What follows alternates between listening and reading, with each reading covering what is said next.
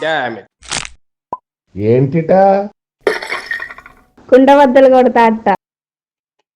నమస్కారం, కుండబద్దల ప్రేక్షకులకి స్వాగతం. ఉరుము ఉరిమి మంగళం మీద పడ్డట్టు ఇప్పుడు వైసీపీ నాయకులు మొత్తం సజ్జల రామకృష్ణారెడ్డి మీద పడుతున్నారనేది ఇంటర్నల్గా వస్తున్న ఒక సమాచారం. ఏమిటి అనంటే, జగన్మోహన్ రెడ్డి ఈ మధ్య కల్తీ నెయ్యి మీద క్లీన్ చిట్ అనే ఒక అస్త్రాన్ని బయటకు వదిలి పదే పదే దాన్ని దుష్ప్రచారం ద్వారా ఇందులో ఏదో లబ్ధి పొందుదాం అని చేసిన ఆ ప్లాను సజ్జల రామకృష్ణారెడ్డిదే. కానీ ఇప్పుడు అది బూమరాంగ్ అయింది, రివర్స్ అయ్యి జగన్మోహన్ రెడ్డికి తిరిగి తగలటం మొదలు పెడితే ఢిల్లీ స్థాయిలో అనేక రకాలైన కీలక పరిణామాలు సంభవించబోతూ ఉన్నాయి. వైఎస్ఆర్ కాంగ్రెస్ పార్టీకి ఎంత పెద్ద దెబ్బ తగలబోతోందో అనేది కూడా ఇప్పుడు సూచనలు కనిపిస్తూ ఉన్నాయనేది వైసీపీ నాయకుల వాదన.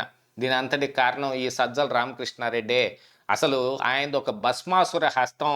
జగన్కి ముందు నుయ్యి వెనక గొయ్యి తవ్వి పెట్టాడు. ఇప్పుడు జగన్మోహన్ రెడ్డి ఆడకత్తర్లో పోగ చెక్కలాగే ఇరుక్కుపోయాడు అని వాళ్ళ వాదన వెనుకున్న అసలు నిజం ఏమిటి, అసలు పరిస్థితులు ఎందుకని ఇలా దాపురించాయి అనేది ఈ వీడియోలో నేను మీకు పూర్తిగా వివరించే ప్రయత్నం చేస్తాను. వీడియో నచ్చితే ఖచ్చితంగా లైక్ చేయండి, ఇంకా 10 మందికి షేర్ చేయండి. అలాగనే మన కుండబద్దల ఛానల్ని ఇంకా చాలామంది సబ్స్క్రైబ్ చేసుకోకపోయినా చూస్తున్నారు. వారందరికీ నా విజ్ఞప్తి, ఇమీడియట్గా సబ్స్క్రైబ్ చేసుకుంటే నోటిఫికేషన్ల రూపంలో నా వీడియోలు చాలా త్వరగా మీ ముందుకు వచ్చే అవకాశం ఉంది. So please subscribe our Kundabaddala channel.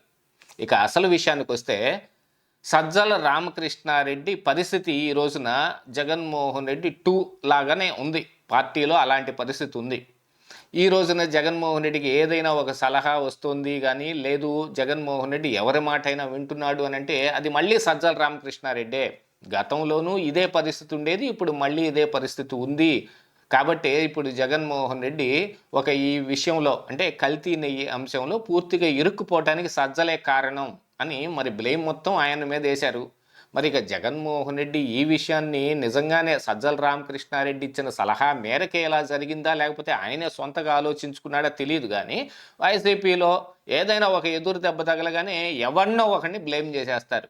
అసలు 11 సీట్లకు పరిమితం కావటం ఇదిగో నోటి దూల, దానికంతటికి సజ్జలే కారణం.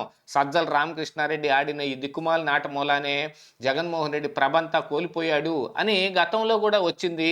మరి దాన్ని ఎలాగోలా మసిపూసి మారేడికాయ చేయటానికి ఈవీఎంల మాయాజాలం అని తెరపైకి తీసుకొని రావటం, కోర్టులో కేసులు వేయటం, ఆ వేసిన ఆయన కూడా పార్టీ వదిలేసి బయటకు వెళ్ళిపోవటం, ఇప్పటికీ ఈవీఎంల మాయాజాలం అని చెప్పుకోవటం తప్ప దాని మీద ఏ విధంగానూ వాళ్ళు చర్చను ముందుకు కొనసాగించలేని పరిస్థితులు వచ్చాయి.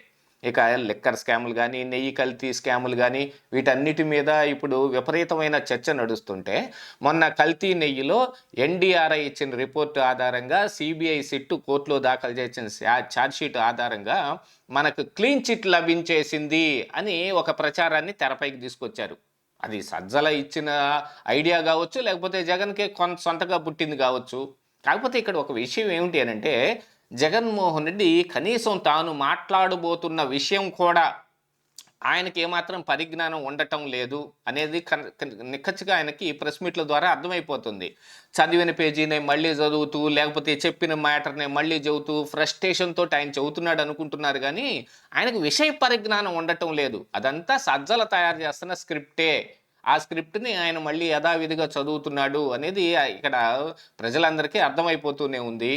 కాకపోతే ఈ స్క్రిప్ట్ ద్వారా మరి సజ్జల రామకృష్ణారెడ్డి ఎటువంటి ఫీడింగ్ జగన్మోహన్ రెడ్డికి ఇస్తున్నాడు అని అంటే ఆయన అబాసు పాలయ్యే విధంగా ఉంది. ఇప్పుడు సిబిఐ సిట్ ఏదో క్లీన్ చిట్ ఇచ్చింది అని అంటే నేషనల్ మీడియాలో విపరీతంగా చర్చ నడవటం, అర్నాబ్ గోస్వామి లాంటి వాళ్ళందరూ ఏది క్లీన్ చిట్టు, దీన్ని క్లీన్ చిట్ అని ఎవడంటాడో చెప్పండి అని గట్టిగా ప్రశ్నిస్తే వైసీపీ నాయకులు మ్యూట్ చేసుకొని ఆ నుంచి పిల్లిలాగా చల్లగా జారుకుంటూ ఉన్నారు. నేషనల్ మీడియా మొత్తంలో ఈ రోజున హిందుత్వం గోల కూడా రేగి కూర్చొంది. దానికి గల కారణం ఏమిటి అని అంటే మళ్ళీ జగన్మోహన్ రెడ్డే ఇందుకు గల కారణం అనేది. యాక్చువల్గా ఈ రోజున ఈ నెయ్యి కల్తీ అనేది హిందుత్వంపై దాడిగా పరిణమిస్తూ అది రూపురేఖల్ని వేరే రూపంలో సంతరించుకుంటోంది. నెయ్యి కల్తీ దేనికి చేశారు అని అంటే అది హిందూ మతంపై దాడి కోసమే చేశారనేది ఈ రోజున స్వామీజీలు కూడా బయటకు రావటం మొదలుపెట్టారు. ఇది అసలు లడ్డూ జిహాదీ అని ఒక స్వామీజీ కూడా అభివర్ణిస్తూ తీసుకొచ్చాడు దీన్ని. దీని మొత్తానికి కారణం ఏమిటి అని అంటే జగన్మోహన్ రెడ్డి క్రిస్టియన్ ప్రాక్టీసర్ కావటం. మరి ఏదైనా ఒక చిన్న అపచారం జరగగానే అందరి అనుమానాలు దాని మీదకే రేకెత్తాయి కదా.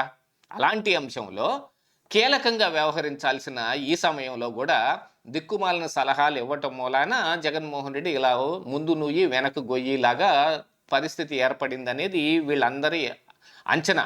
దీంతో పాటుగా మరి గెలిచిన ఆ 10 మందితోటి రేపు జగన్మోహన్ రెడ్డి కూడా ఈ గవర్నర్ గారి ప్రసంగానికి మాత్రమే హాజరవటం అనేది కూడా ఒకటి నిర్ణయించబడినట్టుగా ఈ రోజున మీడియాలో హల్చల్ నడుస్తోంది. దాన్ని మనం నిన్నే మన కుండబద్దలు 2.0లో ఆ విషయాన్ని చెప్పాం. అది ఈ రోజున తెరపైకి వచ్చింది అన్నట్టు. ఈ సందర్భంలో నేను ఒక విషయాన్ని కూడా గుర్తు చేయాలి. ఎవరో పదే పదే ఒక కామెంట్ చేస్తున్నారు, నీ వీడియోలో వచ్చే మ్యాటర్లు నీ వీడియోలో తప్ప ఎందులో కనపడటం లేదే అని. నేను పెట్టిన ప్రతి వీడియోను ఒకసారి చెక్ చేసుకోండి. నేను చెప్పిన తర్వాత అది మీడియాలో ఎక్కువగా హైప్ అవటం మొదలు పెడుతుంది. దాని మీద విపరీతమైన చర్చ నడుస్తుంది. ఇదంతా నా ఘనత అని నేను చెప్పుకోవటం లేదు. నాకు వచ్చిన సమాచారాన్ని నేను చాలా తొందరగా మీ ముందుకు తీసుకొస్తా ఉన్నాను. మరి మిగతా మీడియాలో కావచ్చు, ఎందుకంటే పేపర్లు అయితే పొద్దున్నే తెల్లారికి వస్తాయి కాబట్టి తెల్లారి పొద్దున్నే కనపడుతుంది. నేను ఒక వీడియో ఈ బీజేపీ నాయకుడు రాధేశ్యామ్ గురించిన వీడియో ఒకదాన్ని పెడితే ఆ అంశం ఈ రోజున మరి ఢిల్లీలో ఈ గ్రంథం మొత్తం నడిచింది. ఇందులో ఒక బీజేపీ నాయకుడి యొక్క నివాసులోనే ఇది మొత్తం నడిచింది. చిన్నప్పటిన అక్కడి నుంచే ఈ గ్రంథం మొత్తం నడిపాడని ఈ రోజున మీడియాలో వచ్చింది. దీంతో పాటుగా మరి అసెంబ్లీకి జగన్మోహన్ రెడ్డి రాబోతున్నాడని నేను నిన్న రాత్రి వీడియో పెడితే అది ఈ రోజున ఎక్కువగా ప్రచారం నడవటం మొదలుపెట్టింది. నేను చాలా త్వరగా మీ ముందుకు తీసుకొస్తున్నాను అంతే తప్ప మీరు ఒకసారి వెనక్కి వెళ్ళి వీడియోలు మొత్తం చెక్ చేసుకోండి. అందులో నిజం ఎంత ఉందో అబద్ధం ఎంత ఉందో తేలిపోతుంది. ఎందుకంటే తర్వాత మీడియాలో ఎక్కువగా అది హైప్ అవుతున్నాయి కాబట్టి. ఇక ఇప్పుడు ఈ కల్తీ నెయ్యి విషయానికి వస్తే ఇందులో హిందుత్వం అనే దాన్ని ఇంక్లూడ్ చేసుకోవటానికి జగన్మోహన్ రెడ్డి ఆస్కారం ఇచ్చాడు.